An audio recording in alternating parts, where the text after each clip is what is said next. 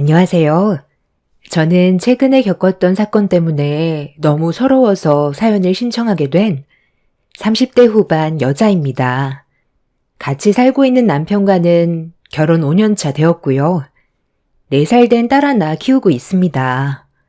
그리고 뱃속엔 둘째까지 생겨서 현재 8개월 차 되었습니다. 그런데 둘째도 딸이라서 그런지 저에게 기대를 많이 했던 시모는 딸이라는 말을 듣곤 깊은 한숨을 내쉬었어요. 둘째를 임신했을 때 무조건 아들 손자가 나와야 한다며 첫째 때와 다르게 온갖 좋은 음식은 다 먹었던 것 같아요. 그런데 결과적으로 딸이라는 말을 들었을 때부터 시어머니의 행동은 전과 다르게 상당히 차가워졌습니다. 남편도 시모가 저를 대하는 쌀쌀맞은 모습이 신경 쓰였는지 최대한 좋게 대화로 풀어나갔지만 시모의 심술은 날이 가면 갈수록 점점 더 심해졌어요. 아들을 낳고 싶다고 제 맘대로 되는 것도 아닌데 시모는 남들은 잘만 낳아주는 아들 손자 얼굴을 구경도 못하고 세상 떠날 것 같다면서 며느리를 잘못 들였다고 불만을 털어놓았습니다. 제가 정신적으로 스트레스를 많이 받게 되자 남편은 출산 전까지 시댁에 가지 않는 게 좋을 것 같다고 결정을 내렸어요. 저도 뱃속의 아이를 위해서 그게 옳은 방법이라고 생각했었습니다. 어차피 시댁에 가봤자 좋은 말도 듣지 못하는데 스트레스 받을 일을 만들 필요는 없었어요. 그렇게 남편이 시모에게 출산 전까지 시댁에 가지 않겠다고 연락을 드렸는데 그 말을 듣게 된 시모는 기분이 많이 안 좋았는지 남편이 출근했을 때 저에게 따로 전화를 했어요. 전화를 받자마자 시모는 저에게 거침없이 화부터 내셨죠. 내 잘못도 아니고 전부 다 네가 잘못한 일인데 왜 내가 우리 아들과 안 좋은 관계를 만들어야 되는 거니? 네가 아들 손주만 낳아줬어도 이런 문제 생기지도 않았다.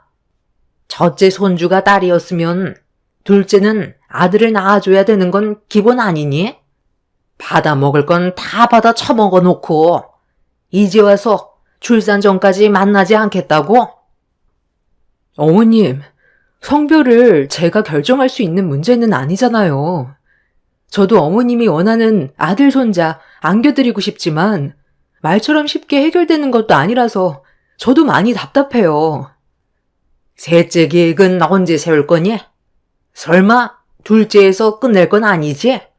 내가 세상 떠나기 전에 아들 손자 안아보는 게 소원인데 둘째로 끝낼 거냐고? 어머님, 아직 둘째는 세상 밖으로 나오지도 않았어요. 기분이 많이 안 좋으신 거 저도 충분히 이해하는데요. 이런 관계 만들어가는 거 저 또한 원치 않아요. 그래서 이번 주 주말에 오지 않겠다고? 네가 해야 될 일이 얼마나 많은 줄 아니? 이번에 내 큰아들이 결혼할 여자 소개해 준다고 했거든. 음식 준비도 해야 되고 집안 대청소도 해야 되니까 내 아들 잘 구슬려서 무조건 내려오거라. 왜 아무 말도 없는 거니? 누구는 임신 안 해본 줄 아니? 나도 예전에 다 해봤다. 아직 출산하려면 2달이나 남았는데 미리 출산운동 시작해야지. 뱃속에 있는 아이가 커지면 출산할 때만 힘들어진다는 거 몰라? 내 큰아들이 이번에 처음으로 여자를 소개해주는 자리라는 건 내 큰아들이 그만큼 신중하게 결정을 했다는 거다. 직업이 의사라더라. 대형 병원에서 일한다는데 의사 며느리 얻는 게 쉬운 것도 아니잖아. 그만큼 우리 집안도 신경을 많이 써줘야 하는데 집에서 놀고 먹기만 하면 뭐하니? 와서 시애미 일손이라도 도와야지. 다시 한번 말하지만 무조건 내려와라. 나 혼자서 모든 걸 하기엔 어려움이 있으니까 네가 옆에서 도와줘야 한다. 무슨 말인지 알아들었지? 아주버님과 결혼하게 될 의사 예비 형님이 주말에 시댁에 인사를 온다고 임신 8개월 차인 저에게 일을 시키려 하고 있었어요. 하는 것도 없이 놀고 먹기만 해서 살만 쪘다며 다이어트 좀 해야 된다고 무조건 시댁으로 오라는데 기분이 별로 안 좋았어요. 음식이며 대청소며 모든 것들을 저에게 시킬 거라는 걸 알기 때문에 시모의 물음에 대답을 하지 않았습니다. 제가 아무 말도 하지 않고 듣고만 있자 집안 분란 만들지 말고 좋게 넘어가는 게 좋을 거라며 자기 아들 잘 구슬려서 오라는 말 한마디 덧붙인 뒤 전화를 끊었어요. 임신 8개월 차 만삭인 제가 만약 뱃속에 아들 손자가 있었다면 손가락 하나 까딱하지 않게 모든 걸 다 해주셨겠지만 손녀라는 이유 하나만으로 저를 대하는 모든 행동들이 차가웠고 신경질적이었어요. 제 뱃속에 있는 손녀딸은 어떻게 돼도 상관없다는 듯 보였습니다. 첫째도 아닌 둘째를 임신한 상태에 4살 된 첫째 딸도 돌봐야 하는 상황인데 시댁에서 음식하고 청소까지 하라는 시모의 말에 정말 많이 서운했고 저에게는 평생 상처로 각인이 되었습니다. 첫째가 딸이었을 때도 출산할 때까지 눈치만 주더니 둘째까지 딸이게 되자 시모의 말투와 행동은 거침이 없었어요. 그날 저녁에 남편한테 시모와 전화통화했던 내용에 대해 설명을 했고 남편은 시모의 요구가 말이 안 된다면서 곧장 핸드폰을 들었어요. 그런데 시모가 아닌 아주버님한테 전화를 걸었습니다. 남편은 제가 어떤 상태인지 설명을 한 뒤에 만삭인 몸으로 시댁에서 음식과 청소를 해줬으면 좋겠냐고 물어봤고 아주버님은 임신한 몸으로 무슨 일이냐며 그렇게까지 할 필요 없다면서 시댁에서 간단하게 인사만 드릴 거니 저희 부부는 오지 않아도 된다고 상황을 정리했습니다.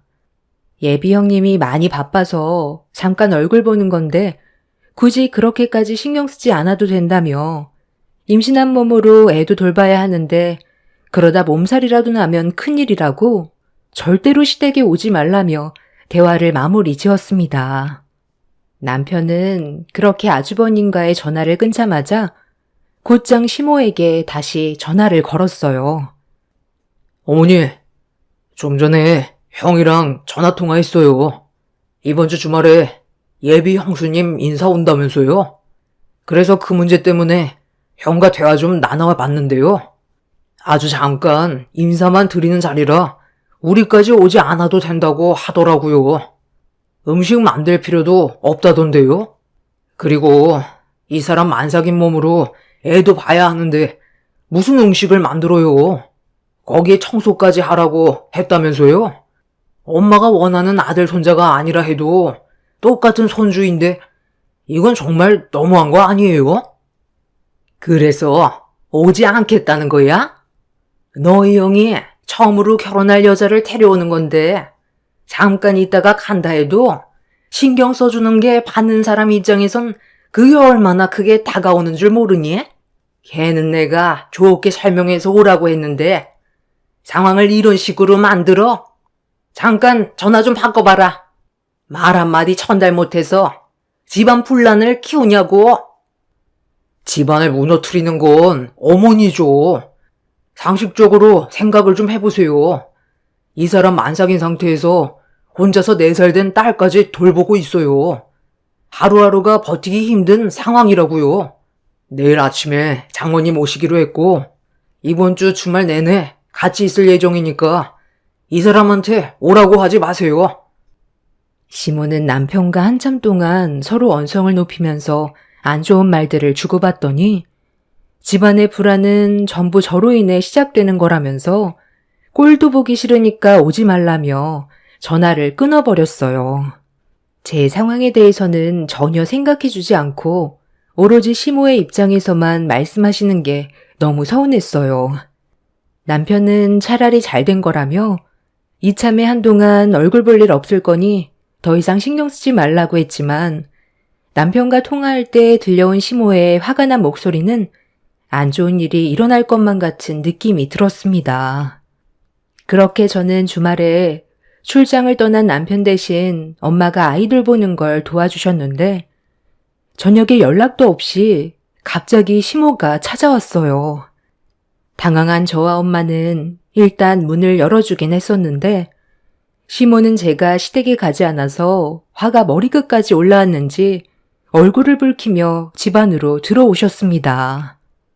내가 너한테 그렇게 부탁했는데 결국 끝까지 오지 않아서 나 혼자 얼마나 힘들었는지 아니? 네가 생각이 있으면 사돈한테 아이 맡긴 뒤 충분히 도와줄 수 있는 건데 그게 그렇게 싫지? 오늘 고생한 것만 생각하면 아직까지도 화가 가라앉지 않는데 너는 지금까지 아주 속 편하게 있었나 보다. 사돈, 저도 어떤 상황인지 어느 정도 듣긴 했었는데요. 갑자기 연락도 없이 찾아와 제가 보는 앞에서 화를 내면 경우가 아니지 않나요? 그럼 내가 여기 놀러 왔겠어요? 나 때는 출산 전까지 시어머니가 시키는 일은 전부 다 가리지 않고 했었어. 가뜩이나 둘째도 손녀딸이라 기분이 안 좋은데 이제는 아예 시미 말 무시하고 집안 분란까지 만들어? 오늘 나 혼자 고생한 거 생각하면 우라통이 치밀어서 너한테 한마디 해야 내 화가 가라앉을 것 같아 찾아왔다. 어머님 며느리 얻는 거지 제 며느리 얻는 거 아니잖아요. 그리고 아무리 집안 가족 일이라고 해도 제 몸 하나 제대로 가눌 수 없을 정도로 무거워져서 조금만 움직여도 숨까지 차오르는데 어떻게 음식을 만들고 청소를 할 수가 있겠어요. 오히려 가봤자 짐밖에 안 된다고요. 어머님이 생각하는 대로 제가 따라주지 않으면 또 저에게 막말하실 거잖아요. 저도 고민 안 한 거 아니에요. 하지만 몸이 정말 힘든데 어떻게 도와드릴 수 있겠어요. 일단 화 좀 가라앉히고 좀 앉으세요. 제 딸한테 화풀이 하려고 오셨으면 그만 돌아가 주세요. 이런 식으로 찾아오시는 게 오히려 더 큰 문제를 일으킨다는 거 모르는 거 아닐 텐데요. 엄마와 시모는 얼굴을 붉히면서 몸을 부딪히며 안 좋은 눈빛을 주고받길래 상황이 안 좋아질 것 같아 중간에서 말렸는데 그 순간 시모가 저를 강하게 밀쳤고 중심을 잡지 못한 저는 그대로 뒤로 넘어져 버렸습니다. 엄마는 제가 넘어진 걸 보자마자 시모의 머리채를 잡아 사정없이 흔들었고 엄마의 돌발 행동에 당황한 시모도 엄마의 머리채를 잡으려 했는데 이미 엄마는 제가 넘어진 모습을 보곤 이성을 잃어버려 시모를 정신 차리지 못하게 좌우로 계속해서 흔들었어요.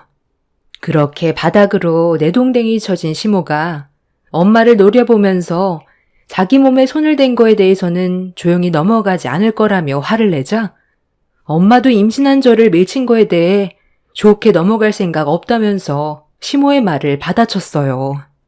그렇게 안 좋은 분위기가 이어지고 있는 사이 현관문이 열렸고 당일 출장을 다녀온 남편이 집으로 들어왔습니다.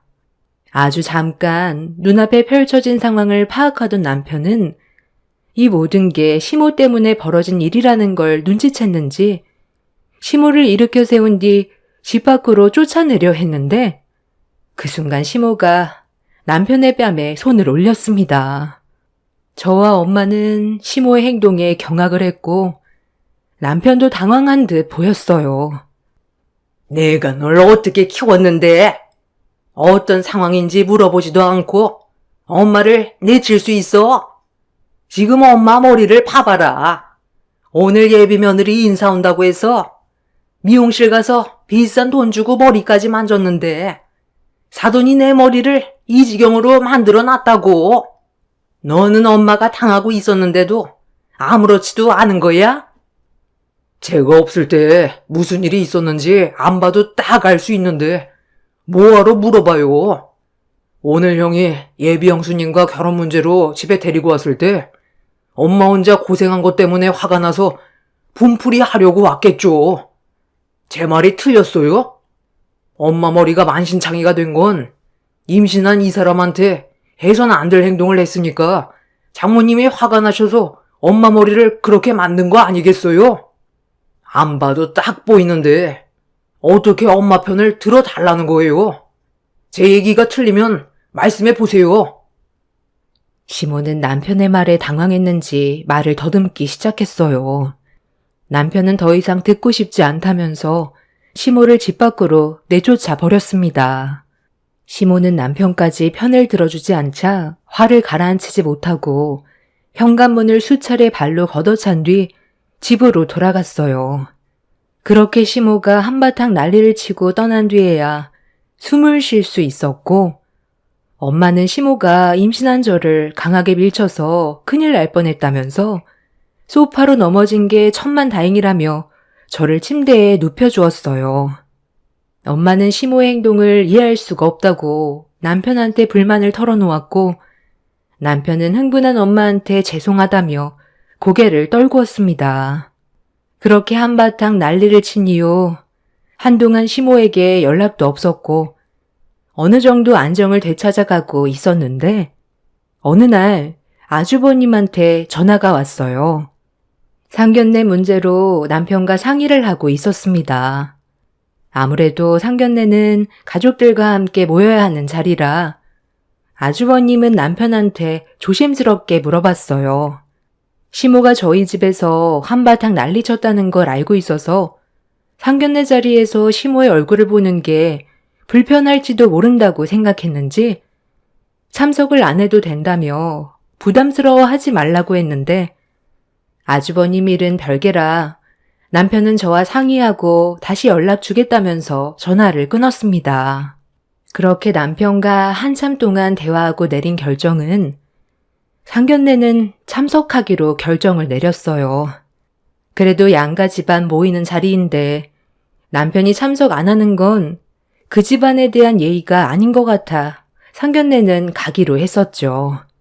중요한 자리인데 시모도 조심할 거라 생각했었어요. 그런데 아주버님이 알려준 상견례 날 장소로 남편과 함께 도착을 했는데 때마침 시부모님도 저희와 동시에 도착을 했었습니다. 저희 부부는 시부모님과 같이 식당에 들어가려고 주차하는 걸 기다리고 있었는데 운전대를 잡은 시모가 주차하는데 애를 먹고 있더라고요. 손님들이 많은 식당이라 주차장이 협소했는데 시모가 주차하기에는 약간 힘들었는지 주차 공간에 차를 넣지 못하길래 남편이 도와주겠다고 했지만 시모는 남편과 저에게 안 좋은 감정이 있던 상태라 남편의 말을 무시했어요. 원래 시부가 운전을 하셨는데 예전에 교통사고로 다리를 크게 다치셔서 운전을 할 수 있는 몸 상태가 아니라 그때부터 시모가 대신 운전대를 잡았어요. 남편과 저는 같은 자리를 반복해서 왔다 갔다 하는 시모의 차를 바라보고 있었는데 갑자기 차가 엄청난 굉음을 내더니 후진으로 저에게 달려들었어요. 저는 너무 놀라 몸이 경직된 상태로 그 자리를 피하지 못하자 남편이 그런 저를 안쪽으로 끌어당겨 가까스로 큰 사고를 면할 수가 있었습니다. 그런데 시모의 차가 멈추지 않고 주차되어 있던 벤츠와 부딪혔고 그 소리에 상견례장에 있던 아주버님이 밖으로 나왔는데 사색이 든 얼굴로 긁혀진 벤츠를 쳐다보고 있었어요. 시모는 차를 멈춘 뒤 문을 열고 나오더니 갑자기 저에게 다짜고짜 화를 냈습니다. 너 때문에 시야가 가려서 이 차를 긁었잖아. 딱 봐도 비싸 보이는 차인데 이거 어떻게 할 거야? 먹을 것도 적당히 먹어야지. 도대체 얼마나 처먹었으면 몸이 차 한 대를 가릴 정도로 비대해져서 후방 주시를 방해해. 이 차 수리비는 네가 내라. 차에 적힌 전화번호로 전화해서 자주 나오라고 좀 해라. 이 차가 누구 차인 줄 알아요? 저랑 결혼할 경은 씨 차량이라고요. 아니 재수 씨는 우리 엄마가 주차하고 있는데 왜 뒤에서 얼쩡거려서 사고를 내게 만들어요? 형, 무슨 말을 그렇게 해? 우리는 멀찍이 떨어져 있었는데 엄마가 운전을 못해서 이 차랑 박은 거라고. 이 사람한테는 아무 잘못도 없었어. 형이 좀 전에 어떤 상황인지 전부 본 것도 아니잖아. 내가 이 사람 끌어당기지 않았으면 후진하는 차와 충돌 사고가 날 뻔했다고. 하마터면 뱃속에 있는 아이까지 문제가 생길 뻔했는데 예비 형수님 차 조금 긁혔다고 다짜고짜 이 사람한테 뭐라고 하는 건 너무하잖아. 오늘 여기 오려는 것도 정말 고민 많이 하고 왔는데 괜히 온 것 같네. 뭐라고? 이 자식이? 내 입장도 생각을 해야지. 아직 상견례 시작도 하지 않았는데 차 사고가 났으니 내가 기분이 얼마나 안 좋겠어? 엄마가 재수씨 때문에 벌어진 사고라고 했으니까 그런 줄 알고 있었지. 그런데 너는 지금 형한테 얼굴을 붉히면서 말하는 태도가 그게 뭐야? 내가 요즘 좋게 얘기하니까 형이 아주 우스워? 나도 최대한 너 입장에서 편의를 봐주고 있는데 잠깐 오해한 거 가지고 너무 열내는 거 아니야? 이런 분위기에서 너 얼굴 보며 상견례 하고 싶지 않으니까 그냥 방해하지 말고 가라. 그러니까 내가 너한테 뭐라고 그랬어? 여자 하나 잘못 들이면 집안 망한다고 했잖아. 이거 봐봐라. 쟤 때문에 우리 가족 분열 생긴 거 보라고. 시모는 제가 며느리로 들어온 순간부터 집안에 문제가 생기기 시작했다며 불만을 털어놓았고 차 사고가 난 것도 제가 뒤에 있어서 그런 거라는 어이없는 말로 상황을 더욱더 악화시켰어요.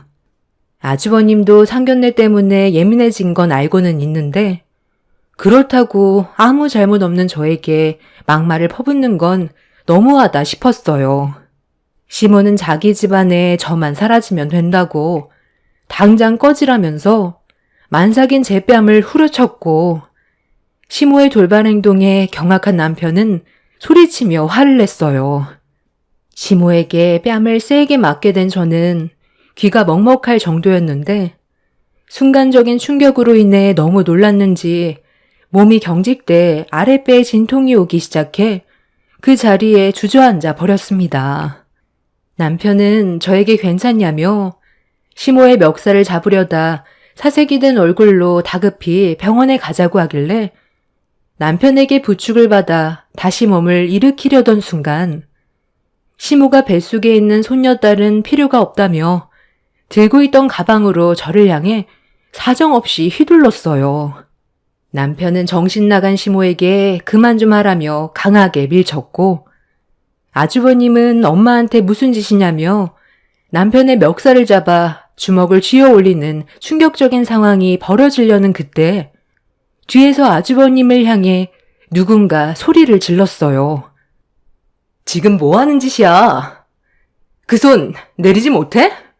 태진 씨, 정신 나갔어? 우리 부모님이 계신 자리에서 그런 행동을 저지르면 어쩌자는 거야? 나 지금 너무 당황스러운 거 알아? 태진 씨, 원래 이런 사람이었어?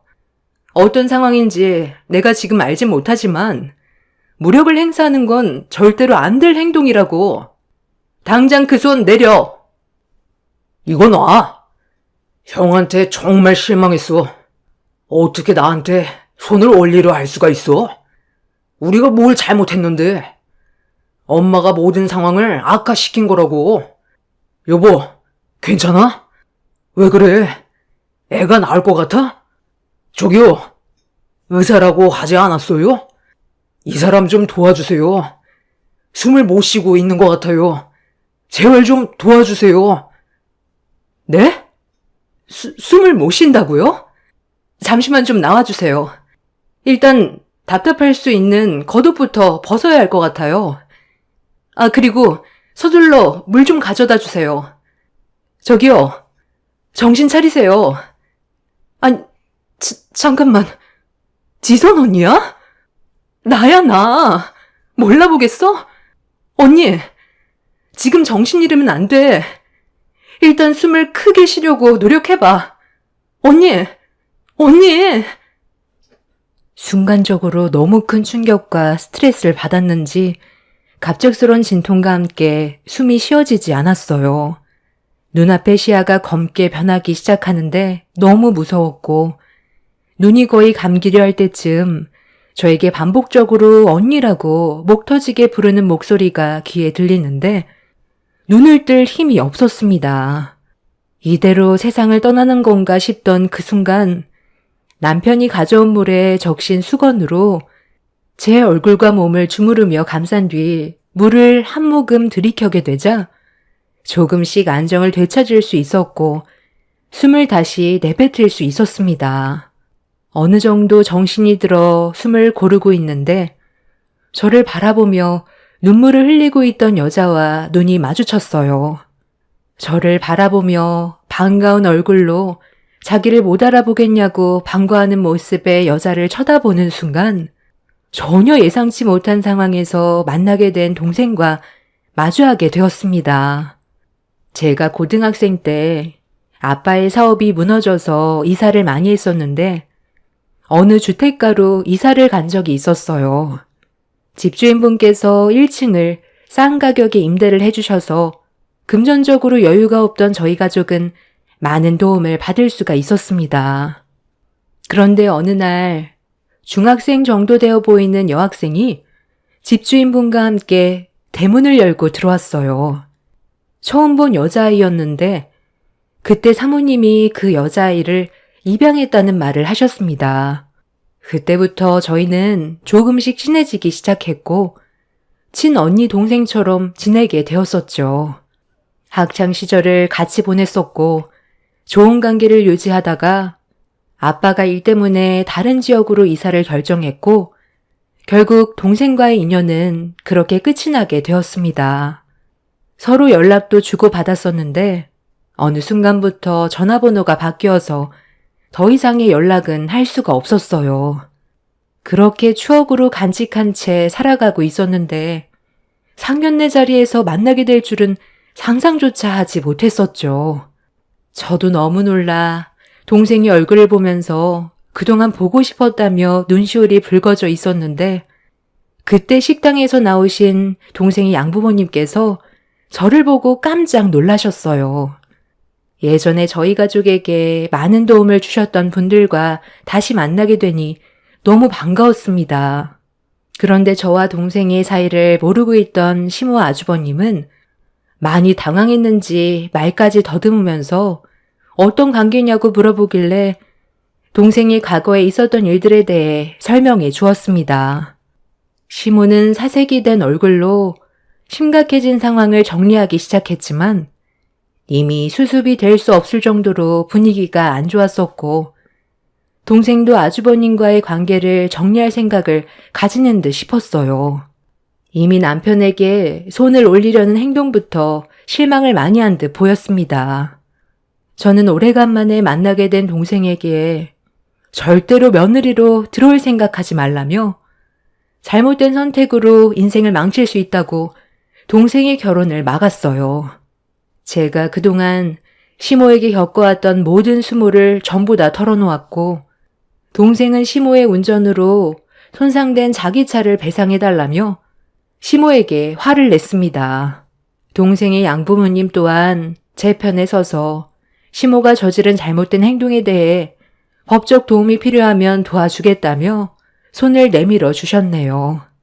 시모와 아주버님은 고개를 숙였지만 이미 제가 받은 상처가 너무 컸고 용서를 해줄 수 있는 상황은 아니었기 때문에 선처는 절대로 없었습니다.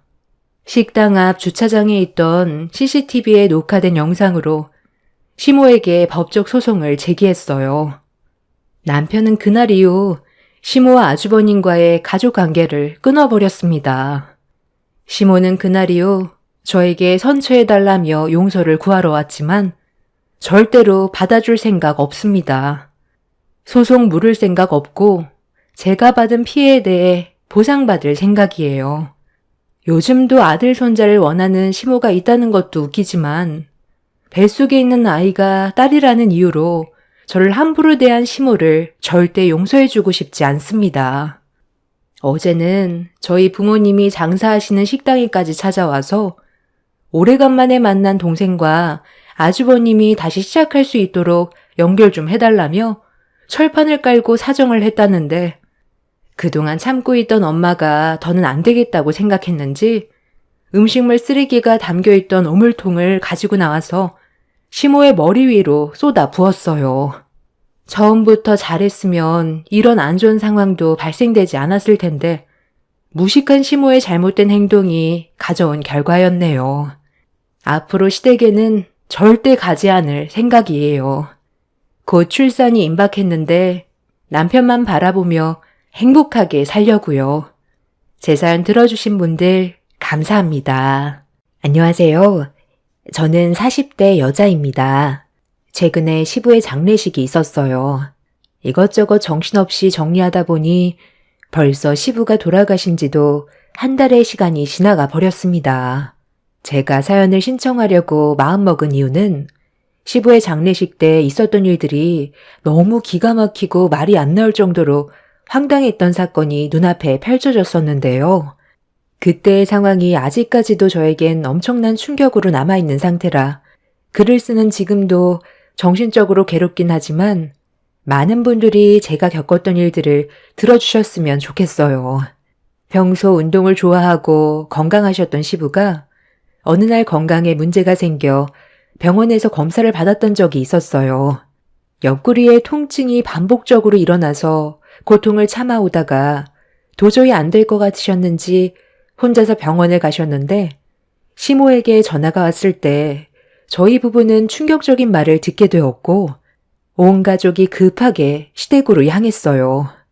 현관문을 열었을 때 이미 집은 초상난 분위기였고 오열하는 시모 옆에 시부는 충격에서 벗어나지 못하고 있는 상태셨어요.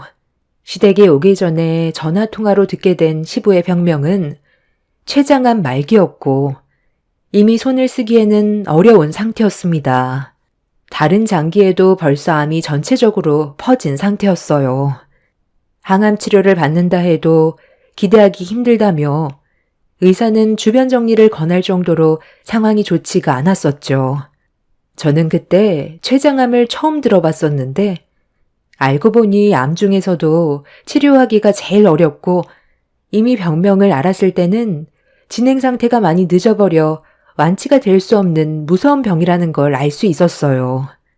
워낙 헬스장에서 살다시피 하셨던 시부가 건강 하나만큼은 누구보다 자신 있다고 생각하셨는데 어느 날부터 운동을 격하게 해서 살이 빠진 것 같다며 불편함을 느끼셨고 소화가 안 되는 것 같은 여러 가지 복합적인 불편함을 얘기하셨지만 가족들 모두 대수롭지 않게 생각했었어요.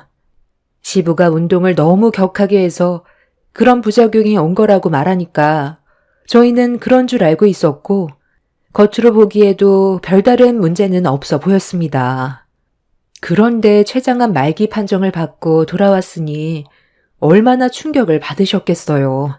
저희 부부와 형님네에는 시부에게 위로의 말도 해줄 수가 없었습니다. 회복이 될 수 있다면야 당연히 희망적인 말이라도 할 텐데 이미 병원에서 완치 불가 판정을 내려버린 상태였기 때문에 희망적인 말이 되려 시부에게는 상처가 되는 말이 될 것 같아 가족들 모두 어떠한 말도 해줄 수가 없었어요. 그리고 그때 알았던 게 아무리 건강한 사람이라도 암은 절대로 피해갈 수 없다는 걸 알게 되었고 건강관리에 소홀히 하면 안 된다는 걸 눈앞에서 보게 된 터라 저희 부부도 그날 이후 건강검진을 받아보기로 했었어요. 췌장암은 유전적인 요인도 있다고 하더라고요. 남편은 술을 워낙 좋아해서 꼭 밥 먹을 때마다 반주를 하는데 지나칠 정도로 먹지는 않고 한두 잔만 먹긴 했지만 버릇처럼 생활에 자리를 잡았었기 때문에 걱정을 안 할 수가 없었어요. 시부는 가족들에게 젊다고 자만하지 말고 건강검진은 시간 될 때마다 필수로 받아야 된다면서 몸의 신호를 무시하고 넘어간 게 너무 후회가 된다면서 가족들 앞에서 처음으로 눈물을 흘리셨습니다.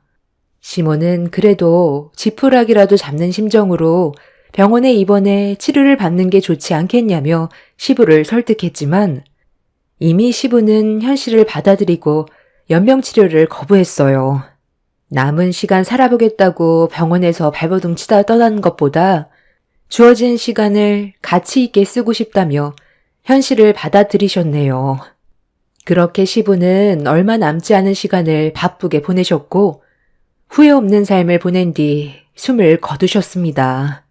10년 넘게 며느리로 지내오면서 항상 가족들을 따뜻하게 대해주시고 원만한 가정생활을 유지하기 위해 집안의 가장으로서 중심 역할을 잘해주셔서 시댁 생활하는데 크게 어려움은 없었어요. 시모도 저에게 크게 터치하지 않았었고 평범하게 지내왔었던 삶이었는데 시부의 장례식이 시작이 되면서부터 집안의 분위기는 180도 바뀌게 되었습니다. 첫 장례가 시작되던 날 조문객들이 끊임없이 몰려와서 정신없던 와중에 일손이 모자라 저도 양팔 걷고 조문객들 식사를 챙기고 있던 도중 그런 저를 지켜보던 시모가 저에게 손짓을 하길래 가까이 다가가니 따로 얘기를 좀 하자시길래 휴게실로 뒤따라 들어갔습니다. 일을 하기가 싫은 거야? 조문객들 몰려와서 자리에 앉지도 못하고 멀뚱히 서 있으면 네가 일단 자리를 안내해서 빈자리를 채워야지. 너까지 멍하니 서 있으면 어쩌자는 건데? 조문 오신 분들이 높으신 분들이 많으셔서 시간이 없는데 저렇게 세워두면 내 입장이 뭐가 되겠어? 내가 이런 말까지 너한테 해야 되겠니? 어머님이 하도 고집을 부리셔서 선택한 일인데 저보고 어떻게 하라는 거예요. 저도 최선을 다하고 있고 같이 온 일행분들을 따로 앉힐 수는 없잖아요. 그래서 제가 가격은 좀 저렴해도 조문객들이 많이 올 것 같으니까 홀이 넓은 데로 선택하자고 했는데 어머님이 무조건 초호화 장례식으로 치르겠다면서요. 대부분 식사 안 하시고 돌아가신다고 하길래 저희는 그냥 그런 줄 알았는데 조문 오신 분들 거의 대부분 식사를 하실 생각이시던데 비용만 비싸지 홀이 너무 작아서 그냥 돌아가시는 분들이 거의 대부분이에요. 가족들 말 들었으면 조문객들 충분히 수용할 수 있었고 어느 정도 여유도 생겼겠죠. 그래서 지금 내 잘못이라는 거야? 너희 시아버지가 세상 떠난 게 너무 마음 아파서 장례라도 제대로 좀 신경을 써주고 싶어서 한 번뿐인 장례식 초화로 해주려던 것 뿐이었어. 음식 퀄리티 자체가 다른데 조문객들도 신경을 써야 될 거 아니야? 대부분 있는 사람들이라서 장례 음식은 안 먹고 갈 줄 알았다고. 어머님은 저보다 장례식도 많이 다녀봤잖아요. 식사 대접하는 건 기본인 거라고요. 몰리게 될 거 뻔히 아셨으면서 돈만 비싸지 홀은 너무 작아서 걱정했었는데 예상했던 상황이 벌어졌잖아요. 그리고 저희 장례식에 일해주시는 분들이 너무 적어요. 몇 분 더 추가했으면 좋겠어요. 일손이 모자라서 일이 매끄럽게 진행이 안 돼요. 사람 한 명 더 쓰는 것도 돈인데 네가 몇 번 더 움직이면 되는 걸 뭐하러 사람을 더 써?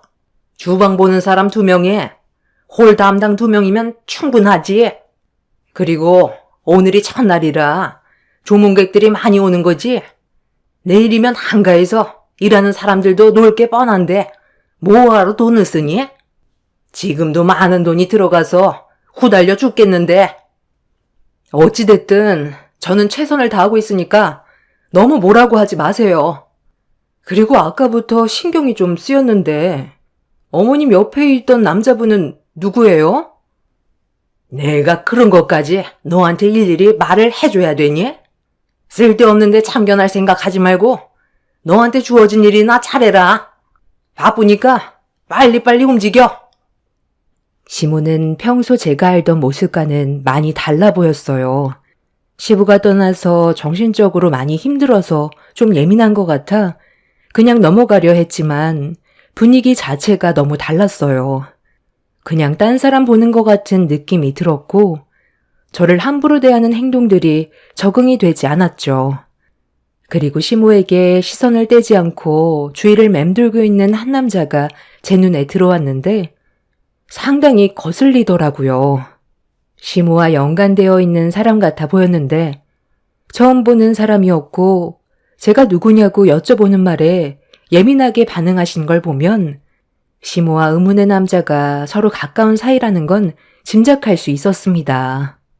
그렇게 시모의 뒤를 따라 다시 장례식장으로 나오니 상당히 많은 조문객들이 줄지어 장례식장 안으로 들어왔고 남편과 아주버님은 조문객들과 인사를 주고받고 있었습니다.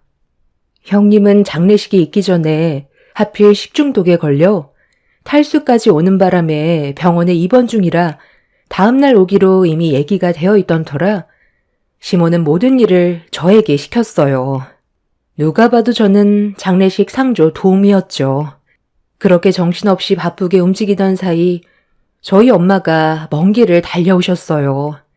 부산에 살고 계셔서 서울까지 오는 데는 시간이 많이 필요했는데 시모는 저희 엄마를 보자마자 인사부터 주고받는 게 아닌 앞치마를 건네주었습니다. 제가 엄마 손에 들려있던 앞치마를 뺏은 뒤 뭐 하시는 거냐고 불편한 표정으로 시모를 바라보자 제 손에 들려있던 앞치마를 다시 빼서 들더니 저희 엄마한테 던지듯 다시 건네주었습니다. 적어도 사돈지간이면 장례식장에 올 때 옷차림에도 어느 정도 신경을 써야죠. 그렇게 옷이 없어요? 추레하게 그게 뭡니까? 정말 창피해서 고개를 들지 못하겠네요. 제가 봤을 땐 어머님이 더 이해가 안 되는데요. 아버님 장례식에 패션쇼 하러 오셨어요? 남들 시선이 중요한 곳은 아니잖아요. 저희 엄마가 입고 계신 옷차림이 진정성이 있어 보이지. 어머님이 하고 계신 스타일은 남들한테 축하받으려고 치장한 것 같아요. 눈이 부실 정도로 액세서리를 달고 있는 게 어디 있어요? 그리고 왜 저희 엄마한테 앞치마를 건네주시는 거예요? 설마 지금 저희 엄마 보고 상주도우미 역할을 해달라는 건 아니죠? 부산에서 서울까지 오는데 얼마나 힘든지 아시잖아요. 사돈지간 도와줄 수 있는 거지. 그리고 부산에서 서울까지 사돈이 뛰어오셨니? KTX 타고 편하게 왔으면서 뭐가 그렇게 힘들다고 나한테 큰 소리야? 지금 상황에서 누구보다 힘든 사람은 나라고. 그리고 사돈은 부산에서 식당 일도 했기 때문에 서빙 일도 잘하니까 도움 좀 받자는 건데 그게 뭐 잘못됐니? 저는 그날 시모의 행동과 말투에 기분이 많이 상해서 욱하려 했는데 엄마는 일을 크게 만들고 싶지 않았는지 최대한 좋게 넘어가려 했어요. 엄마는 배우자를 잃은 슬픔 때문에 정신이 온전하지 못할 수 있다면서 충분히 시모의 입장을 이해한다고 앞치마를 두르셨어요. 그런 엄마한테 뭐 하는 거냐고 화를 낼 수 없었던 이유는 저희 엄마도 아빠를 잃었던 기억이 있었기 때문에 충분히 어떤 마음인지 공감을 하고 있는 것 같아 보였어요. 엄마의 입장은 이해 못하는 건 아니었지만 그래도 시모의 행동이 옳은 건 아니었기 때문에 제 기분은 점점 더 안 좋아질 수밖에 없었습니다. 엄마는 부족한 일손을 도와주겠다면서 조문객들을 챙기셨는데 식당 일을 오래 하셔서 그런지 일처리가 순조롭게 진행이 되었고 그렇게 어느 정도 시간이 지나고 늦은 저녁 시간이 되자 그제야 한숨 돌릴 수 있는 여유가 생길 수 있었어요. 남편과 아주버님은 일손을 도와준 저희 엄마에게 감사하다며 엄마 덕분에 정신없던 장례식이 원활하게 진행이 될 수 있었다고 대화를 주고받고 있었는데 어느 정도 한가해졌을 때부터 술을 마시던 시모가 꽤 많은 양을 마셨는지 갑자기 소주잔을 저희 쪽으로 집어 던졌어요.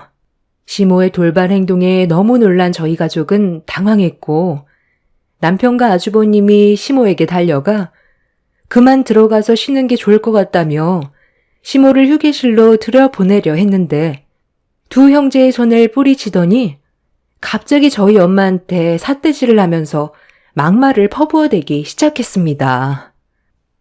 이 여편네가 아직 장례가 끝나지도 않았는데 벌써 앞치마를 풀려고? 할 일이 산더미니까 쉴 생각 하지 말고 상이나 치워. 도와주기로 했으면 끝까지 도와주라고. 어머니, 술을 너무 많이 드신 것 같아요. 이제 좀 들어가서 눈 좀 붙여요. 왜 안 하던 짓을 하는 건데요? 나중에 장모님 얼굴 어떻게 보려고 그래요? 먼 길을 오셨는데 쉬지도 못하시고 지금까지 계속 일을 도와줬잖아요. 말만 초와 장례지 일반 장례랑 다를 게 뭐예요? 어머니 고집 때문에 상황만 안 좋아졌잖아요. 그래, 전부 다 내 탓이다.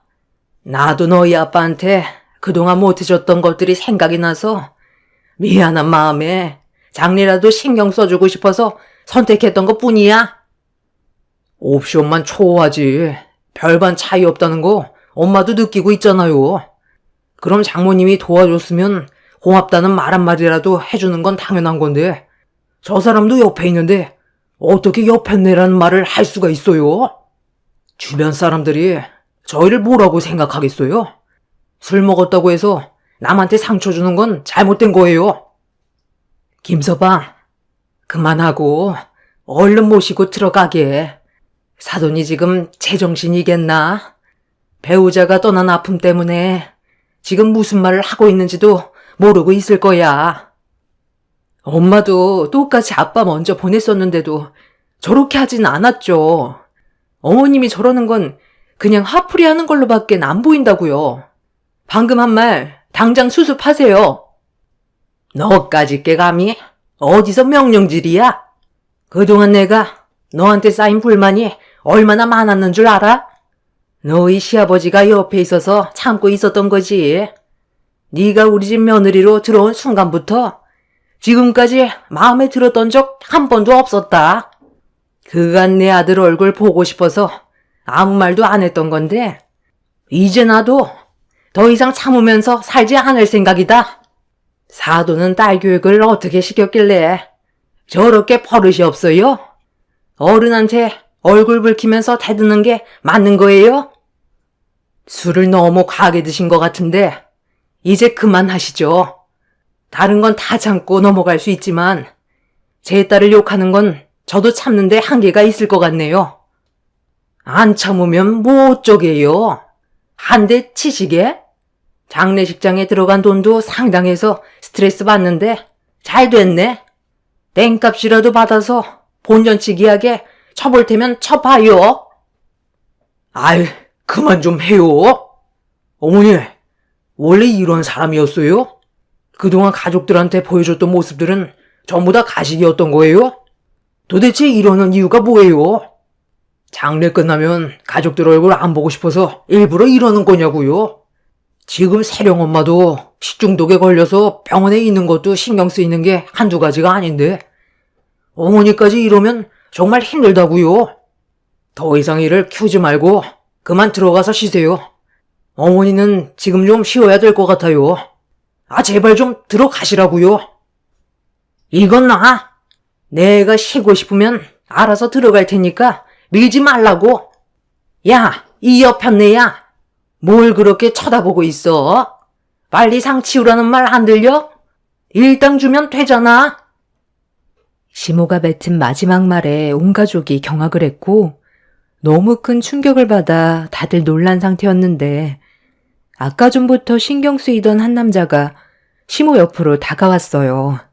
젊어 보이는 남자는 남편과 비슷한 나이대 같아 보였는데 시모의 팔을 잡은 뒤 그만하라는 한마디 꺼내자 시모가 그 남자와 눈빛을 주고받더니 갑자기 순한 양처럼 조용해졌습니다.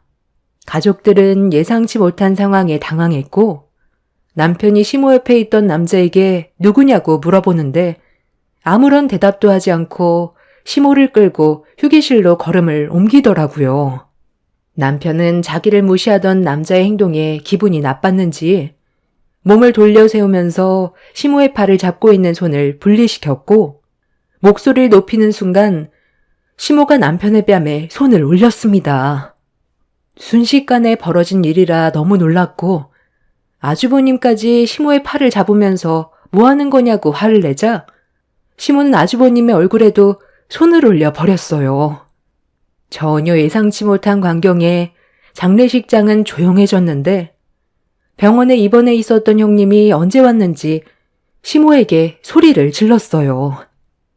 지금 그이한테 뭐 하는 짓이에요? 왜 잘못도 없는 사람한테 손을 함부로 올리는 건데요? 아버님 떠나셨다고 정신줄을 놓은 거예요?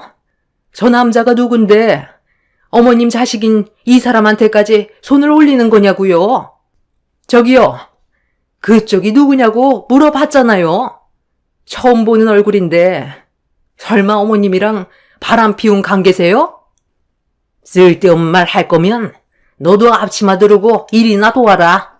네가 작은 며느리보다 더 꼴보기 싫은 거 알고 있냐? 갑자기 식중독에 걸렸다는 게 웃기지 않아?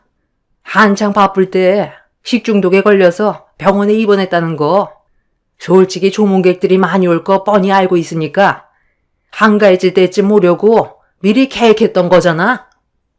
아니, 무슨 말을 그렇게 하세요. 지금도 상태가 안 좋은데도 동서가 고생하고 있을 게 눈에 훤해서 좀 더 입원해 있어야 된다고 했는데도 힘들게 온 거라고요. 그리고 제가 식중독 걸리고 싶어서 그런 것도 아니잖아요. 술을 드시려면 곱게 드시던가. 가족들한테 상처 다 주면 어머님한테 남는 게 뭔데요? 속이 후련하세요? 너희들 더 이상 필요 없다. 장례식 끝나면 어차피 얼굴 볼 생각 조금도 없었어. 나도 지금까지 할 만큼 했거든. 내가 그동안 너희들이 마음에 안 들었는데도 지금까지 참았던 게 왜 그랬는지 알아? 끝까지 숨기고 절대로 들키지 않아야 나한테 불이익이 안 오거든. 너희들이 모르는 것들이 수도 없이 많다. 할 도리는 해야 되니까 장례식 끝날 때까지만 봐주는 거야. 지긋지긋했던 내 인생에도 이제야 빛을 보게 됐는데 더 이상 너희들 얼굴 볼 필요 없잖아. 시모는 완전히 다른 사람으로 변해 있었어요. 평소 알던 모습이 아니라서 가족들 모두 놀라고 있었는데 어디서 소리를 지르냐며 장례식장 안으로 시댁 일가 친척분들이 줄지어 들어왔습니다. 일가 친척 전원이 고함을 치자 시모의 얼굴빛은 갑자기 새하얗게 굳어버렸고 당황한 얼굴로 시댁 친척분들을 노려보고 있었습니다. 그리고 시모 앞으로 가까이 걸어간 시 큰아버지께서 시모에게 손을 내밀었어요. 알 수 없는 행동을 보이자 시모가 시 큰아버지를 쳐다만 보고 있었습니다. 내놔. 내 말 무슨 뜻인지 몰라? 지금 내 동생 재산 내놓으라고. 오늘 줄초상 한번 치를까? 장례 끝나면 내 동생 재산 가지고 저놈이랑 도망칠 생각이었지? 내가 이때가 오기를 손꼽아 기다리고 있었는데 정신 나갔다고 그이가 남긴 재산을 되내겠어요?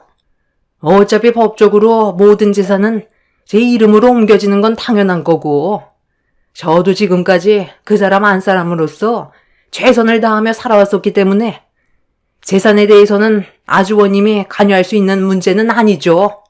오셨으면 식사나 하고 가세요. 내 동생이 그동안 모르고 있을 줄 알아? 알면서도 눈 감아줬으면 감사하게 생각하고 몸만 나가면 되지. 내 동생 재산까지 전부 가지고 가겠다고? 방금 얘기했잖아요.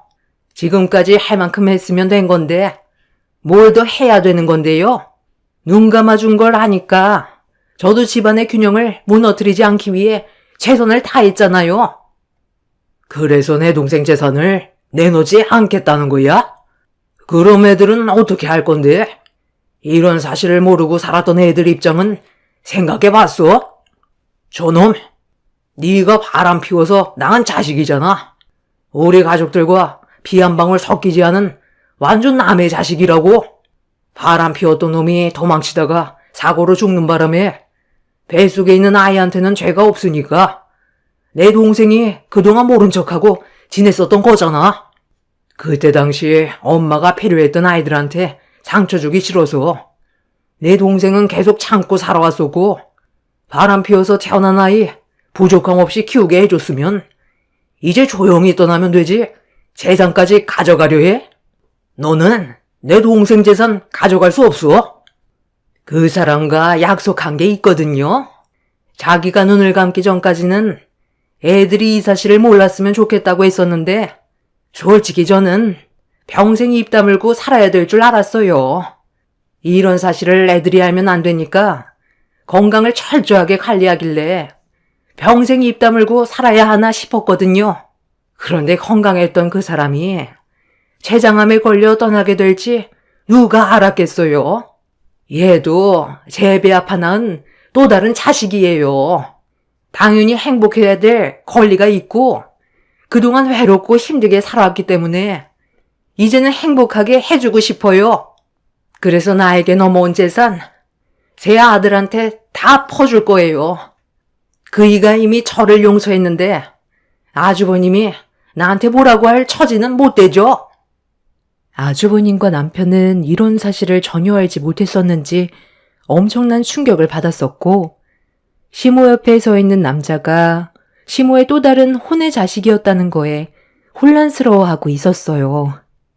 더군다나 시모가 시부 몰래 바람 피워서 낳은 자식이었다는 건 시모의 행동이 옳지 않았다는 거였는데, 이런 사실을 알면서도 시부는 자식들을 위해 눈물을 삼켜야 했고 이혼을 하지 않았습니다. 시부는 뱃속의 아이는 받아주지 않았고 시모는 태어난 아이까지 책임을 져야 하는 상황이라 시부의 도움을 받을 수밖에 없었습니다. 시부는 아주버님과 남편의 양육자가 필요했고 시모는 비슷한 시기에 태어난 아이의 양육비가 필요했기 때문에 서로 필요한 걸 주고받으며 그동안 자식들 몰래 살아오고 있던 거였습니다. 췌장암이 스트레스에도 많은 영향을 준다고 들었는데 시부는 그동안 시모와 살면서 스트레스를 운동으로 풀었던 것 같아 보였어요. 하지만 내적 스트레스는 병으로 남아 결국 췌장암으로 이어진 것 같아 안타까움을 느끼게 되었습니다. 그리고 시 큰 아버님은 시모를 상대로 법적 소송을 걸겠다며 압박을 가했고 시부가 남긴 증거물 몇 개를 장례식장 안에서 보여줬습니다. 가족들 모두 그 영상을 보게 됐는데 이미 시부는 시모 몰래 숨을 거두기 전까지 많은 걸 정리해 놓은 상태였어요. 보통은 시모가 혼의 자식에게 재산을 주기 위해서는 시부와 친자 관계가 등재되어 있어야 법률상 효력이 발생해 시부에게 재산을 상속받을 수가 있는데 시부는 숨을 거뒀어도 혼외자를 자신의 자녀로 인정할 수 없다는 의사표시를 영상으로 직접 만들어 두었어요. 어떠한 재산도 혼외자에게는 남겨주지 않을 거라는 유서를 영상으로 확실한 증거물을 남겨두었고 시부의 재산은 불우한 이웃을 돕기 위해 일부 기증까지 되어 있는 상태였습니다. 그리고 남겨진 재산은 남편과 아주버님한테 돌아가는데 이 모든 걸 시 큰 아버님께서 관여할 수 있게끔 영상으로 증거물을 만들어 놓았습니다. 그리고 마지막으로 시모에게는 그동안 자식들 키운 거에 대해서는 고생했지만 결혼 생활 동안 바람 피워서 아이까지 낳은 거에 대해서는 눈을 감는 그 순간까지도 용서할 수 없다며 지금까지 먹고 살게 해준 것만도 감사하게 생각하라면서 시모에게는 재산에 대한 권리를 박탈하겠다는 유언을 남기셨습니다. 시모는 시부가 남긴 유언의 영상을 보더니 새하얗게 굳어버렸고 시 큰 아버님은 시부의 장례가 끝난과 동시에 법적으로 이 문제에 대해 소송을 제기했어요.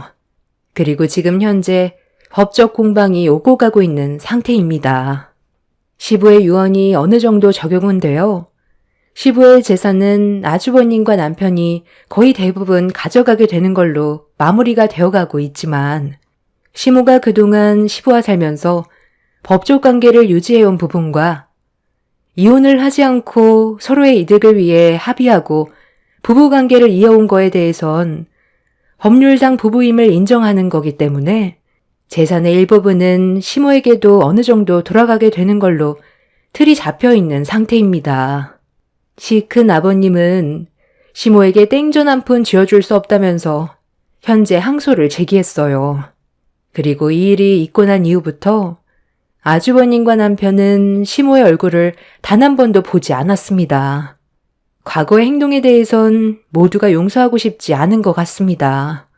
시모는 바람 피워서 낳은 자식도 똑같이 배 아파 낳은 자식이기 때문에 본인한테는 아픈 손가락이라면서 아주버님과 남편에겐 그동안 많은 사랑을 줬으니 이제는 혼의 자식에게 남은 인생을 쏟아낼 거라면서 시모는 미련도 없이 등을 돌렸어요.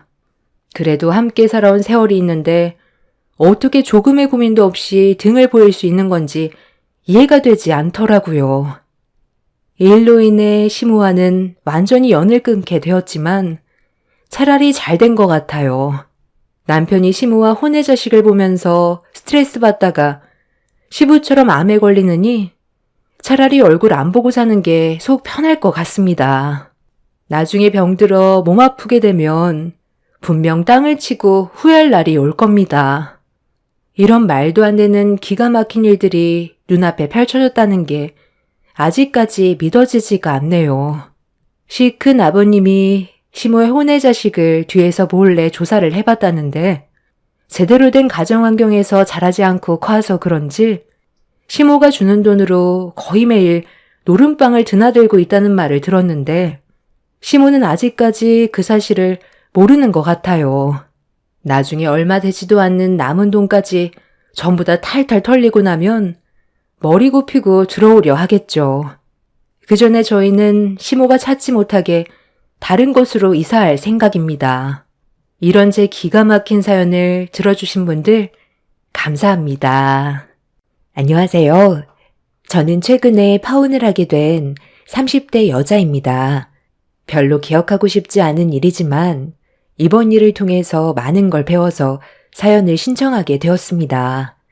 사랑하는 사람과의 결혼을 하기 위해 상견례까지 했었지만 양가 집안 모인 자리에서 저희 가족을 무시한 예비 시모의 행동은 저에게 엄청난 충격을 안겨주었고 결국 파혼까지 이어지게 되었지만 예비 시모가 왜 그런 행동을 보였는지 이해할 수가 없네요.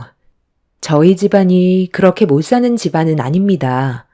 부모님께서 의류 사업을 하시는데 매장을 여러 지역에 몇 개 운영하셔서 지금까지 부족함 없이 살아왔어요. 그리고 저도 부모님의 도움을 받아 열심히 공부에만 열중할 수 있었고 지금은 대기업에서 과장으로 근무하고 있습니다. 반대로 저와 결혼을 하게 될 뻔했던 예비 신랑은 카페 하나 운영하고 있어요. 손님이 많은 편은 아니라서 수익이 고정적으로 들어오는 편은 아니지만 그래도 제가 안정적으로 벌고 있기 때문에 크게 상관없다고 생각했었어요. 예비 신랑도 많이 벌면 당연히 좋겠지만 그렇게 부족한 형편은 아니었기 때문에 신경 쓰지 않았었는데 예비 시모는 제 입장과는 다르게 돈을 더 중요시하게 생각하고 있었습니다.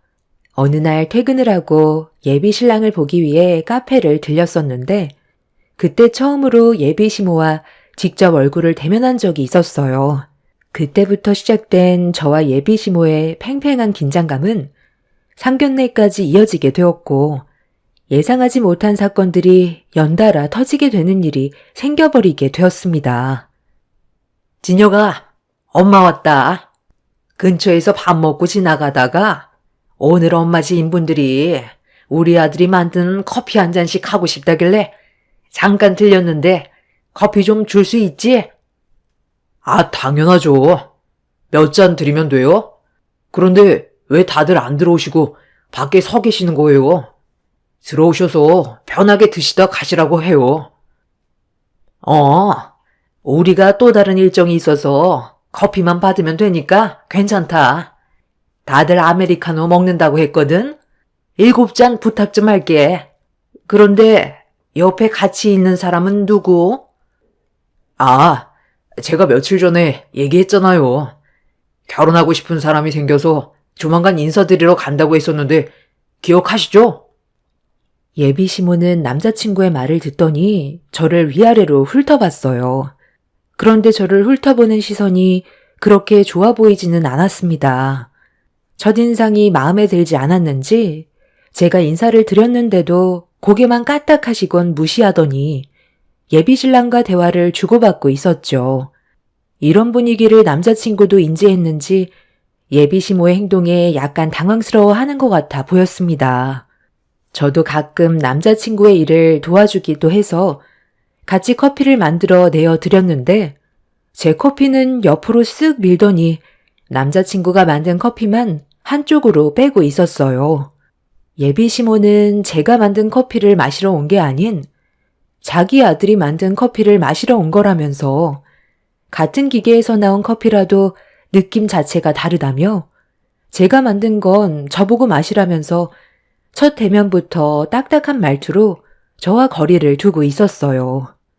예비 시모의 한마디에 당황해서는 그 자리에 얼음이 되었고 남자친구도 예비 시모의 돌발 행동에 많이 놀랐는지 어색한 웃음으로 분위기를 풀어갔어요. 그렇게 예비 시모는 남자친구가 만든 커피를 지인분들께 나눠주며 저를 무시한 채 남자친구한테 이따 저녁에 집에서 보자면서 카페를 나갔습니다. 제가 상상했던 그림과는 전혀 다른 상황이라 많이 당황했었고 예비 시모의 행동에 좀 놀란 것도 있었어요. 보통 인사를 주고받게 되면 아무리 제가 첫인상이 마음에 안 들어도 좋게 웃으면서 넘어가는 게 일반적인데 예비 시모는 제 얼굴을 보자마자 표정이 일그러지더니 아예 무시를 하고 있었습니다. 남자친구의 성격과는 전혀 다른 예비 시모의 모습에 정말 많이 놀랐어요. 남자친구는 제가 예비 시모 때문에 기분이 많이 상했을까봐 최대한 좋게 상황을 풀어가려 했지만 이미 저는 상처를 받아버린 상태라 기분이 별로 좋지 않았습니다. 그날은 남자친구가 제 기분을 풀어주기 위해 카페 영업을 일찍 마감하고 저와 같이 저녁을 먹으려고 매장 문을 닫으려 했는데 예비 시모가 갑자기 불쑥 나타났어요. 그리곤 매장 문을 닫지 말라면서 카페 안으로 들어가 자리에 앉으시더니 저와 남자친구 보고 잠깐 앉아보라면서 손짓을 했어요. 그렇게 다시 얼굴을 마주하게 된 예비 시모와 긴장되는 분위기에 먼저 대화를 시작했어요. 아까는 내가 뒤에 지인들이 있어서 제대로 대화를 못했었는데 어차피 내 아들과 결혼을 할 생각을 가지고 있다고 했으니까 일단 얼굴 본 김에 대화 좀 나누고 싶어서 지인분들 먼저 보내고 다시 온 건데 방해한 건 아니지? 우리 아들과 결혼할 수 있는 자격이 있는지 그런 것 좀 미리 확인해 보고 싶었거든. 내 아들한테 대충 얘기를 듣긴 했었는데 대기업에서 근무를 하고 있다며? 그럼 한 달에 버는 월급이 얼마 정도 되나? 직급이 과장이라면서? 대기업 다니면 그래도 꽤 높은 연봉을 받고 있을 텐데 내 아들이 카페 운영해서 벌어들이는 수익 중에 일부를 내 생활비로 주고 있거든. 그럼 만약에 내 아들과 결혼을 하게 된다면 지금 벌고 있는 수익을 좀 더 받고 싶은데 이거에 대해 어떻게 생각하는지 좀 듣고 싶네. 대기업 다니는 월급만으로도 둘이서 충분히 생활 가능하잖아. 엄마, 오늘 처음 얼굴 보는 자리인데 갑자기 이런 말을 하시는 건 좀 그렇지 않아요? 지금 드리는 생활비가 적은 편은 아니잖아요. 당연히 적은 편은 아니지. 그런데 이 카페 엄마가 해준 거잖아? 여기에 들어간 돈이 얼마인지 모르는 것도 아니면서 언제 전부 다 갚으려고. 네가 내 아들이라도 돈 거래는 확실하게 해야 나중에 뒤탈이 없는 거야. 이건 상식이잖아?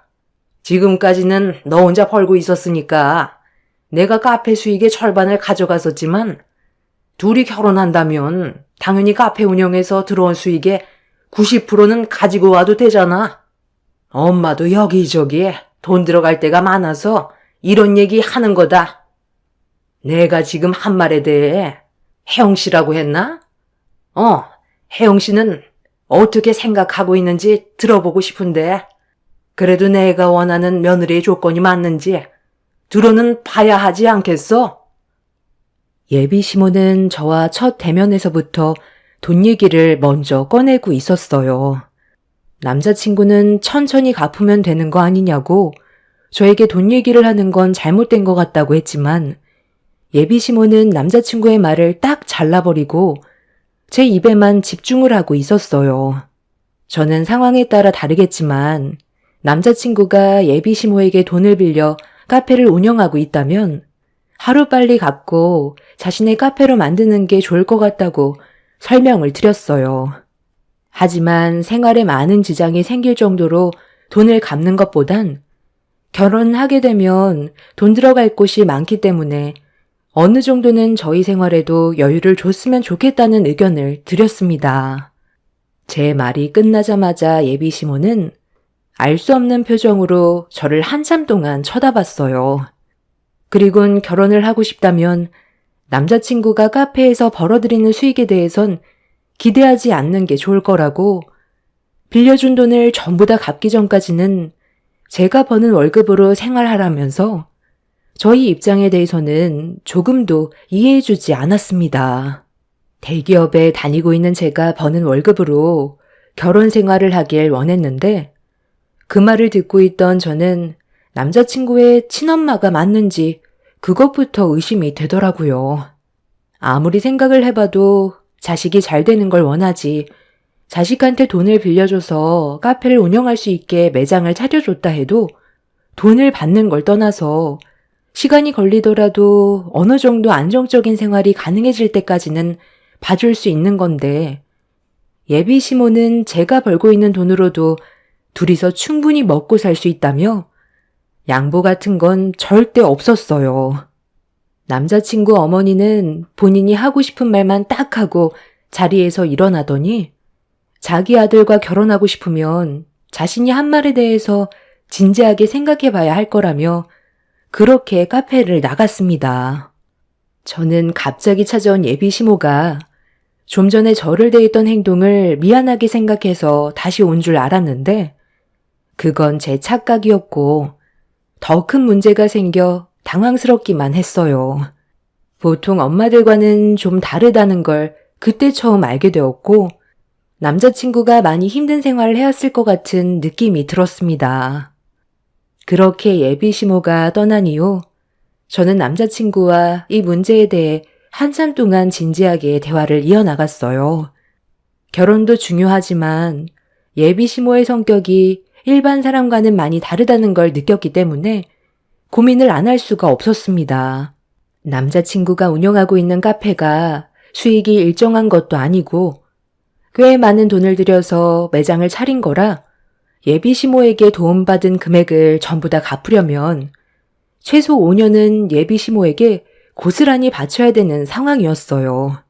물론 제가 버는 월급으로 충분히 생활이 가능하다곤 하지만 자식이 결혼하고 살림 차리게 되면 금전적인 부분에서 부딪히게 되는 일이 많아지는데 예비 시모는 자식보다 본인의 이익을 위해 움직이고 있는 행동을 보고 정말 실망을 많이 하게 되었습니다.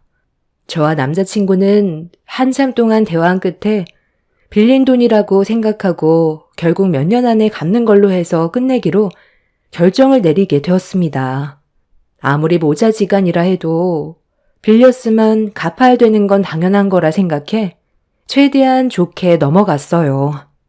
아예 안 갚겠다는 게 아닌 저희가 결혼하고 나서 어느 정도 안정적인 생활권에 들어가기 전까지 예비 시모가 배려해 주길 바랬던 거였는데 저희 입장을 조금도 생각해 주지 않아서 그게 좀 서운했던 것 뿐이었죠.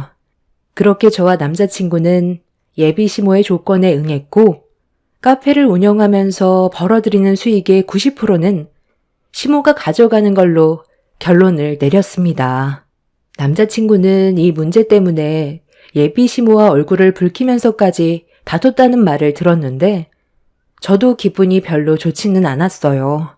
저희 부모님은 남자친구가 저를 진심으로 사랑하고 있다는 것 하나만으로 좋게 봐주셨는데 예비 시모는 돈 얘기부터 꺼내서 서운하기도 했었고 상처도 많이 받았지만 사람마다 생각하는 게 다르기 때문에 그럴 수 있을 거라고 최대한 좋게 생각하고 넘어가려 했어요.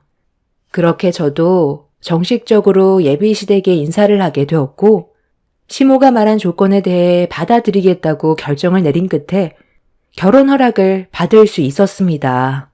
저희 결혼식을 위해 상견례 일정을 잡아 양가 집안 한자리에 모였었는데 예비 시모는 또 다른 문제를 만들었고 저는 그 말을 듣자마자 이 결혼은 힘들 것 같다는 느낌을 강하게 받게 되었습니다.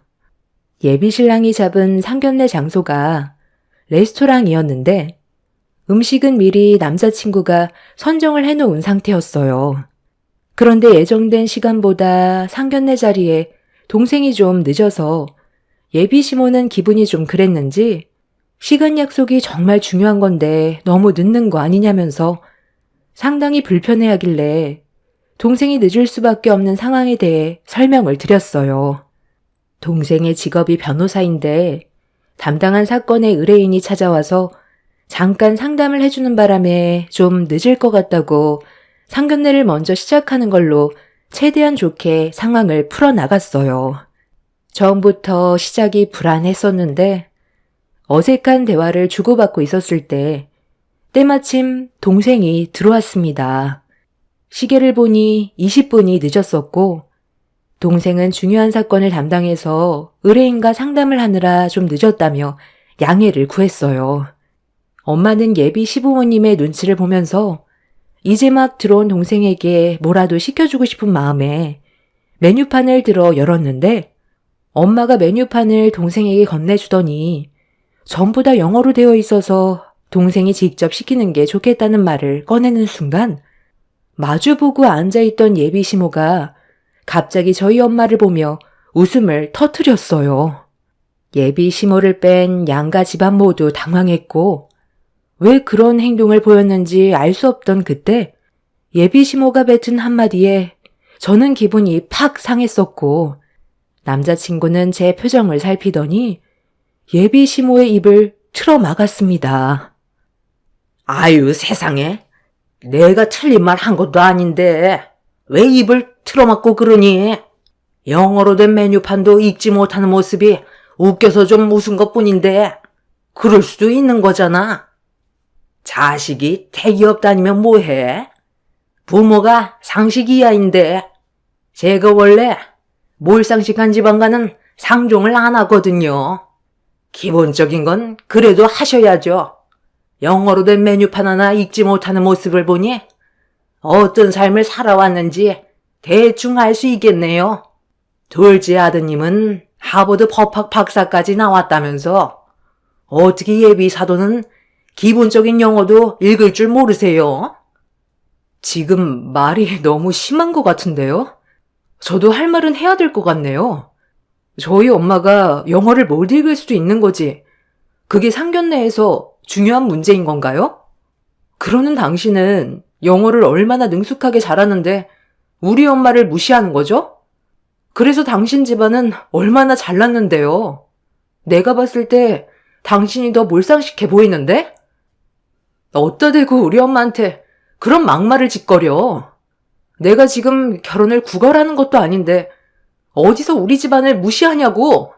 저 사람이 좋아서 그래도 결혼하려 했던 거지만 이런 식으로 우리 집안 무시하면 나도 절대 못 참아. 대단한 집안도 아니고 잘난 것도 없으면서 하는 짓도 정말 어른으로서 배울 점이 하나도 없네요. 엄마, 아빠, 그냥 일어나요. 저 이 결혼 하고 싶지 않아요. 너랑도 여기까지만 해야 되겠다. 내가 다른 건 다 참을 수 있지만 우리 가족을 함부로 얘기하는 건 절대 못 참거든. 이거 놔. 어차피 끝났다니까? 상식적으로 생각을 해봐. 어떻게 우리 엄마한테 초면에 몰상식한 집안과 상종하지 않겠다는 말을 할 수가 있어? 그러는 너희 집은 얼마나 대단하다고. 동네에서 작은 배달 대행 사업 운영하면서 얼마나 잘났다고 우리 집안을 무시해? 너랑 오늘부로 끝이니까 다시는 연락하지 마. 혜영아, 잠깐만. 그렇다고 갑자기 이렇게 우리 관계를 끝내면 앞으로 나는 어떻게 살라고. 나는 네가 내 전부인 거 알고 있잖아. 엄마, 뭐라고 말 좀 해봐요. 엄마가 말 실수한 건 맞잖아요. 제 인생 망가뜨릴 거예요? 엄마 때문에 혜영이랑 헤어지면 평생 얼굴 안 보고 살 거니까 빨리 수습하세요. 내가 왜 수습을 해야 되는 거니? 세상에 널리고 널린 게 여자인데 뭐가 아쉬워서 머리를 굽혀야 되는 건데 하고 싶은 말 할 수도 있는 거지. 영어로 된 메뉴판 읽지 못하길래 그런 모습이 웃겨서 웃은 것뿐인데 내가 죽을 죄를 지은 것도 아니잖아? 그래서 지금 얘는 나한테 잘했다고 생각하니? 나를 쳐다보는 거 봐봐라. 잡아먹을 듯이 노려보고 있잖아. 이게 예비 시어머니를 대하는 자세야? 기분 상하는 말을 들었더라도 일단 오늘은 중요한 자리니까 넘어가고 따로 나한테 서운했던 걸 얘기할 수도 있는 거지. 자리에서 펄떡 일어나서 삿대질도 모자라. 당신 일한다. 너는 이런 못돼 처먹은 여자가 뭐가 좋다고? 헤어지면 얼굴 안 보겠다는 말까지 하니? 세상엔 얼린 게 여자고 너 능력 좋고 너 좋다는 여자들 한 트럭이나 태기 중이다. 너도 미련 버려라. 옆에 있던 동생은 더 이상 상대할 가치도 없는 집안인 것 같다면서 먼저 자리에서 일어나더니 충격을 받은 저희 부모님을 자리에서 일으켜드린 뒤 먼저 나갔어요. 남자친구는 제 팔을 붙잡곤 애원을 했지만 이런 집안의 며느리로 들어가 살 바엔 차라리 결혼을 안 하는 게 좋을 것 같다면서 남자친구의 팔을 강하게 뿌리친 뒤 밖으로 뛰쳐나왔습니다. 남자친구는 끝까지 쫓아와 저희 부모님께도 용서를 구했지만 이미 마음이 굳게 닫혀버린 상태였고 그렇게 저는 그날 헤어지겠다고 확실하게 못을 박았어요. 남자친구는 엄청난 충격을 받았는지 그 자리에 경직된 상태로 서 있었고 뒤이어 예비시모가 저를 노려보고 있었네요. 성격이 거지 같은 예비시모의 며느리로 들어가게 되면 분명 한 번뿐인 제 인생 무너지는 건 뻔했기 때문에 어떤 사람인지 빨리 알게 된 게 천만다행이라고 생각했어요. 그날 이후 남자친구는 저희 집에 시도 때도 없이 찾아와 애원을 했지만 정리하기로 마음먹은 거 확실하게 끝내려고 더 이상 만나주지 않았습니다.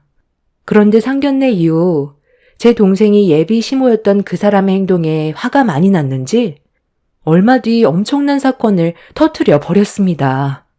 그리고 그 아줌마는 이 문제로 저희 집에까지 찾아와 용서를 구하게 되는 반전이 펼쳐지게 되었고 저희 엄마한테 손이 발이 되도록 빌게 되었네요. 저기 혜영이 어머님, 이러다 정말 저희 다 굶어 죽습니다.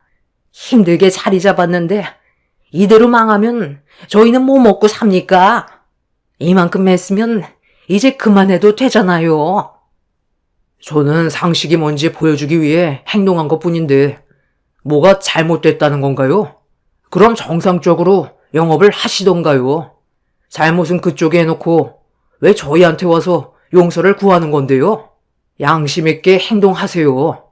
아무리 돈도 중요하지만 이런 식으로 행동해서 벌어들이는 돈이면 당연히 처벌을 받아야 된다고 생각합니다. 다들 먹고 살기 위해서 발버둥 치며 살고 있는 사람들인데 너무한 거 아니에요?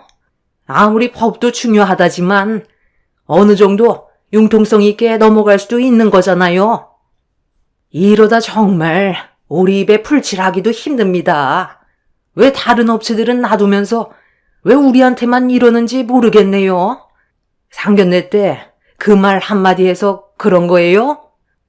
충분히 알고 계시네요. 그때 저희 엄마한테 몰상식하다고 하지 않았어요?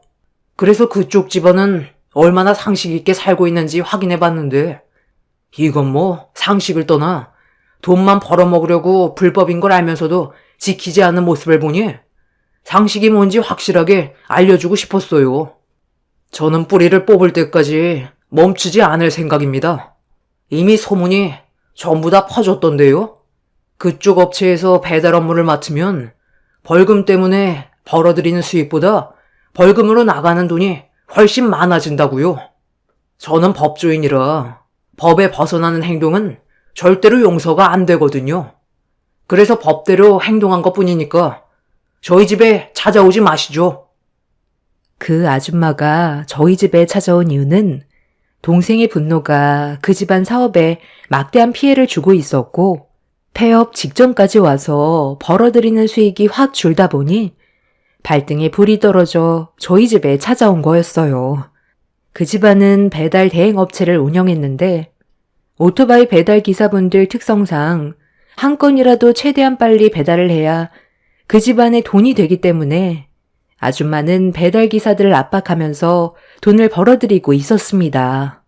그리고 이런 상황들을 뒤에서 조사한 동생은 그 집안의 배달 대행 소속에 들어가져 있는 배달 기사들이 법 규정을 지키지 않고 인도를 달리거나 신호 위반을 하는 행동들을 할 때마다 쉬지 않고 계속 신고를 넣었어요.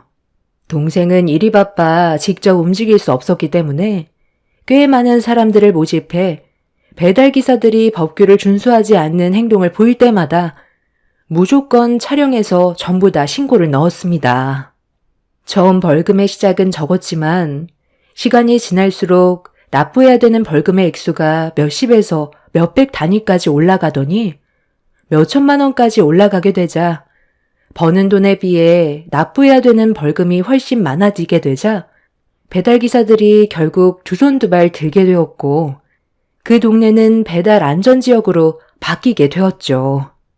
그리고 이 문제로 배달기사들과 사장인 아줌마와 마찰이 생기게 되면서 그 집안 업체에서 한두 명 나오게 되더니 결국 배달기사들은 다른 대행업체로 전부 옮기게 되는 사태까지 벌어지게 되는 상황까지 오게 되었던 거였어요. 대행업체 사장인 아줌마는 법규를 준수하면서 배달을 하면 돈을 벌 수 없으니 위반을 하라며 지시를 내리면서 압박을 가하자 배달기사들은 더 이상의 손해를 보고 싶지 않아 다른 업체로 옮겨간 거였습니다. 특히 배달기사들이 그 집안이 운영하는 대행업체에서 일을 하게 되면 벌금 폭탄을 맞게 된다는 입소문이 돌아 그 업체에 들어가는 걸 꺼리게 되자 나중엔 아무도 그 업체에 들어가 배달 일을 하지 않게 되었죠. 그리고 이런 일을 제 동생이 관련되어 있다는 걸 알게 된 아줌마는 저희 집에 찾아와 배달기사들이 새로 들어와도 벌금 때문에 버티지 못하고 전부 다른 업체로 옮겨가 돈을 벌지 못하고 있다면서 상황을 좋게 풀어가려 했지만 달라지는 건 없었습니다. 한 건이라도 배달을 해야 돈이 된다는 건 충분히 이해하지만 사람 목숨이 달린 일이고 큰 사고로 이어질 수 있는 상황에서 누군가는 바로잡아야 될 일이었다면서 상식 있는 사람이 그런 것도 모르냐며 법대로 살라고 아줌마를 돌려보냈어요. 아줌마는 동생이 좋게 넘어가려 하지 않자 배달 대행 기사들 대부분이 신호 위반하는 건 당연하다고 큰 소리치며 끝까지 해보자고 돌아갔지만 결국 그 대행업체는 배달기사를 고용하지 못해 폐업하는 상황까지 오게 되었습니다. 그리고 그 동네 배달기사분들은 무조건 법규를 지키면서 배달을 했고 시민들의 안전도 지킬 수는 있었습니다. 동생이 이렇게까지 행동했던 건 상견례 때 그 난리가 난 뒤 집으로 돌아가려고 차에 올라타고 있는데 갑자기 저희 부모님 앞으로 오토바이 배달기사가 인도로 무섭게 달려와 저희 부모님과 큰 사고가 날 뻔했었어요. 그런데 그 배달기사가 그 집안의 대행업체 소속이었다는 걸 알게 되었고 화가 머리끝까지 올라온 동생은 법규를 지키지 않는 배달기사를 뿌리 뽑기 위해 사람들을 고용해 법을 준수하지 않고 위반하는 행동에 대해서 전부 다 신고를 넣었습니다. 아줌마는 배달 대행으로 그동안 꽤 많은 돈을 벌어왔지만 그건 전부 뒤에서 배달기사들을 압박해 벌어들인 돈이었어요. 사고가 나도 제대로 된 처리도 해주지 않을 정도로 배달기사들 사이에서는 그 대행업체가 안 좋은 이미지였지만 다들 먹고 살기 위해 어쩔 수 없이 소속되어 일을 할 수밖에 없었던 거였죠. 그렇게 동생의 행동으로 인해 그 대행업체는 폐업이 되었지만 그 동네의 시민들은 사고로부터 안전할 수 있었고 클린한 지역으로 바뀌게 되었습니다. 하버드 법학 박사까지 나온 동생은 한 번 시작한 건 뿌리를 뽑기 전까지 물고 늘어지기 때문에 잘못된 걸 바로잡기 위해서 동생도 많은 희생을 했어요. 변호사 일도 해야 했지만 문제점을 바로잡기 위해 사람들을 고용해서 비용적인 부분까지 처리를 해야 됐기 때문에 쉬운 문제는 아니었습니다. 만약 동생이 이번 일을 바로잡지 않았다면 어린아이들이 다칠 수도 있는 상황이 생겼을 수도 있었겠죠. 그리고 이번 일을 통해 제 동생이 직접 두 팔을 걷고 나섰다는 게 입소문이 난 이후 지역 카페 회원분들께서 안전한 동네로 만들어줘서 고맙다면서 소정의 선물까지 직접 전달해 주는 일이 있었어요. 대부분 몇 번 배달 기사분들의 법규 위반으로 인해 인상을 찌푸리는 일이 있었을 거예요. 그만큼 생활 깊숙이 자리 잡게 되면서 위험까지도 오게 됐지만 잘못된 걸 알면서도 모른 척 하는 것보단 바로 잡는다면 더 큰 사고를 막을 수 있다고 생각합니다. 악덕 사장이었던 그 업체의 폐업으로 인해 훨씬 더 안전해졌고 살기 좋은 동네로 바뀌었다면 제 동생의 노력이 헛되지 않은 것 같아요. 남자친구와 비록 파혼을 했지만 이번 일을 통해 많은 걸 배우게 되는 계기가 되었습니다. 앞으로는 더 좋은 날이 오겠죠. 제 사연 들어주신 분들 감사합니다.